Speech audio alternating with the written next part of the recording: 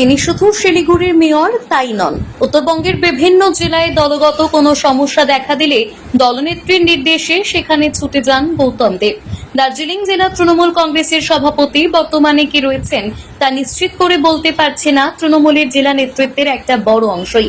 কারণ ইদানিং দলীয় বেশ কিছু কর্মসূচিতে পাপিয়া ঘোষকে জেলা সভানেত্রী হিসেবে উল্লেখ করছে না দল। তাহলে কে তৃণমূল কংগ্রেসের দার্জিলিং জেলার সমতলের সভাপতি? জানেন না কেউই। নিশ্চিত হয়ে কেউ বলতেও পারছেন না কবে সভাপতির নাম ঘোষণা করা হবে। দার্জিলিং জেলার সমতলের এই পরিস্থিতিতে দলের বিভিন্ন জায়গায় ছোট বড় কোন্দল মেটাতে গৌতম দেবকে নির্দেশ দেওয়া হয়েছে। দুদিন আগে শিলিগুড়ি মহকুমা পরিষদ হল ঘরে পঞ্চায়েত এলাকায় দলীয় কোন্দল মেটাতে এক প্রস্থ আলোচনা সেরেছেন গৌতম দেব। বুধবার ফাঁসি দেওয়ায় গিয়ে সেখানে দলীয় নেতাকর্মীদের সঙ্গে বেশ খানিকক্ষণ আলোচনা সারলেন শিলিগুড়ির মেয়র।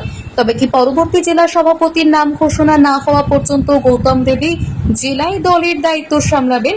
যদিও কোথাও সমস্যা হলে যে দলনেত্রী তাকেই সমাধান করতে পাঠান তাই দিন অকপটে স্বীকারও করেছেন উত্তরবঙ্গের এই দাপুটের তৃণমূল নেতা। আমাদের কাজ হচ্ছে, আমাকে তো আপনি জানেন যে মমতা বন্দ্যোপাধ্যায় বিভিন্ন জায়গায় পাঠায় যখন বিভিন্ন সমস্যা হয় বা কখনো দলের মধ্যে না অন্যরকম সমস্যা হয়, আমাকে বলে যাও দেখো মিটাও। এই অস্বস্তিটাকে স্বস্তির জায়গায় নিয়ে আসাই আমার কাজ, সেটা আমরা করব।